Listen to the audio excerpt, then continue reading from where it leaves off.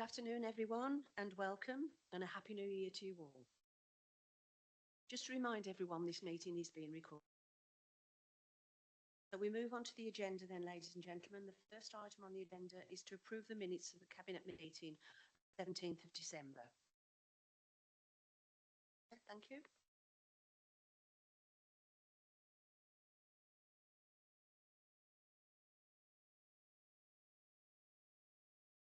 Second item on the agenda is to receive any apologies, please. Yeah, we've had apologies from Councillor Mrs Barrow and Councillor Evans. Thank you. Third item is declarations of interest. Anyone? Thank you. Fourth item on the agenda then is the allocation of the UK Shared Prosperity Funding and Rural England Prosperity Funding to Annette. Thank you, Annette. Thank you, Madam Chairman. So this report, members, is similar to previous reports brought to you for approval on the UK Shared Prosperity Fund and the Rural England Prosperity Fund.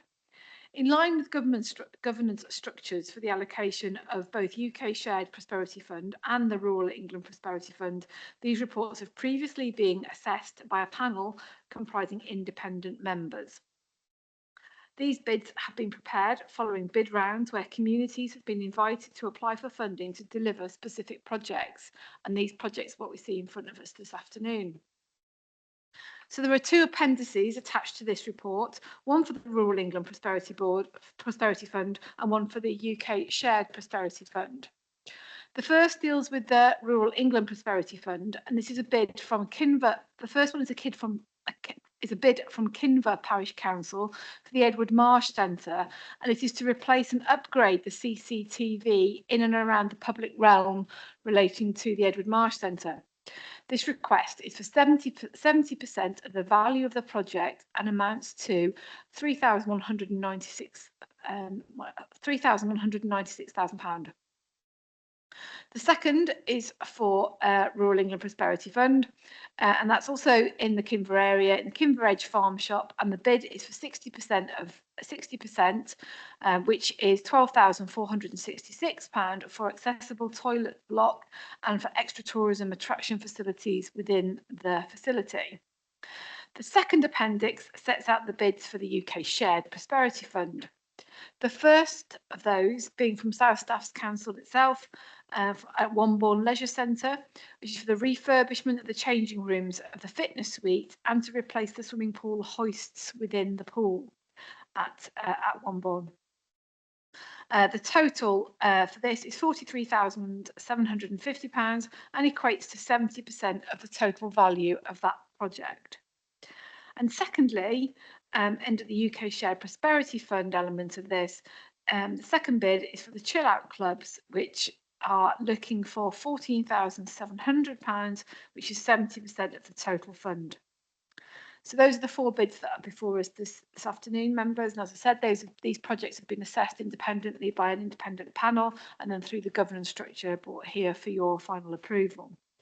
So this afternoon, approval, members, is now sought for these four bids so that they can come forward and spend within the requisite time period. Thank you. I'm more than happy to take any questions. Thank you, Annette. Have we any questions, please? Yes. Just one question. Could I ask what a jumping pillow is and how much it costs?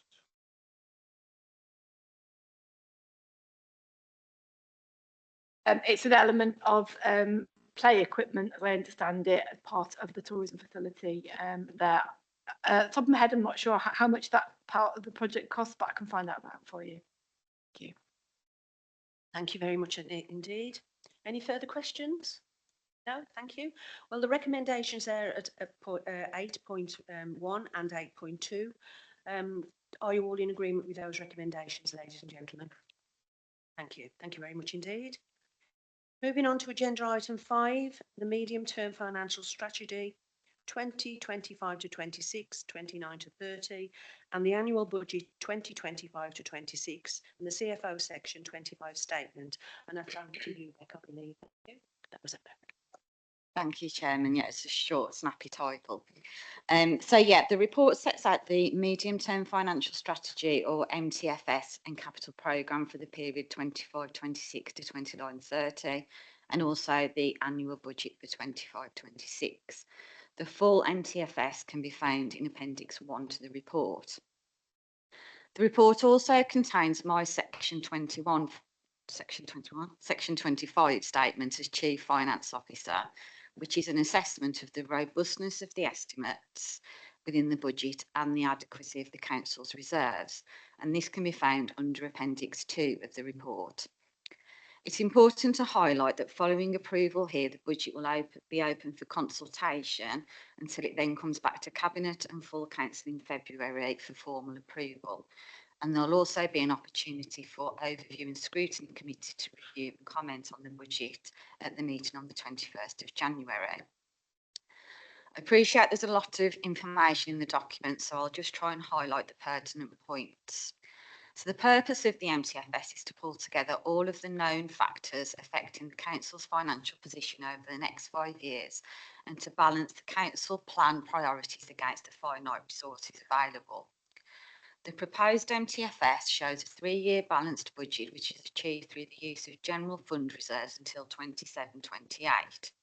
And 2 of the main recommendations are: 1, for the council tax for a Band D equivalent property to increase by £5, and secondly, for the council to utilise £270,000 of general fund reserves to balance the budget in 25-26.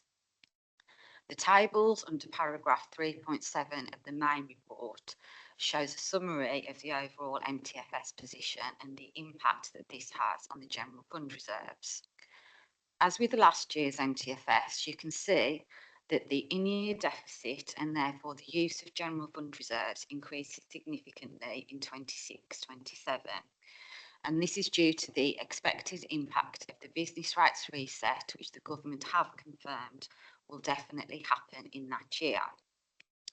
In addition to this, the government have now also confirmed that there will be reform of how other funding streams are allocated to councils, but we don't currently have sufficient information to feed the impact of this into the MTFS.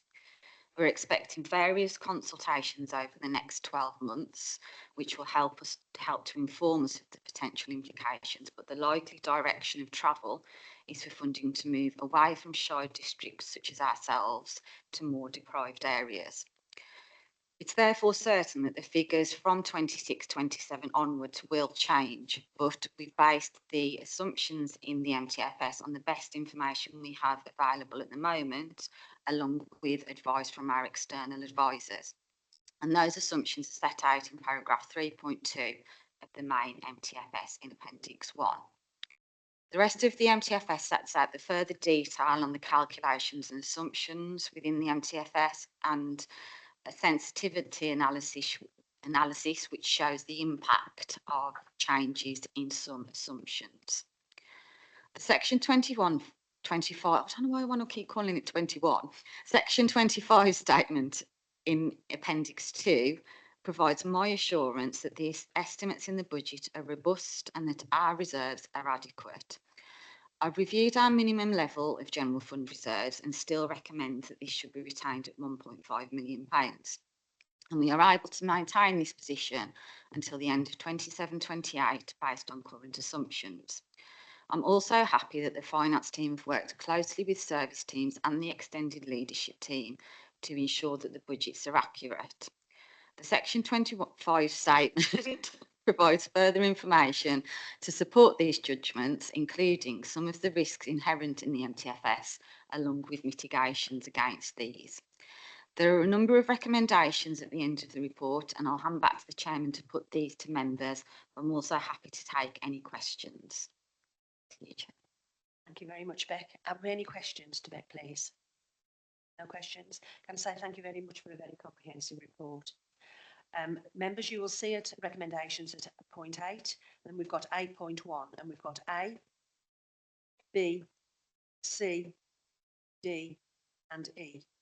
Won't read them all out because there's quite a lot of involved in that. But you can all see them. Are you all in agreement, ladies and gentlemen? Right. Thank you very much indeed. Thank you. I think that, ladies and gentlemen, concludes the business for this afternoon. So can I say thank you very much for your attention and enjoy the rest of your afternoon. Thank you.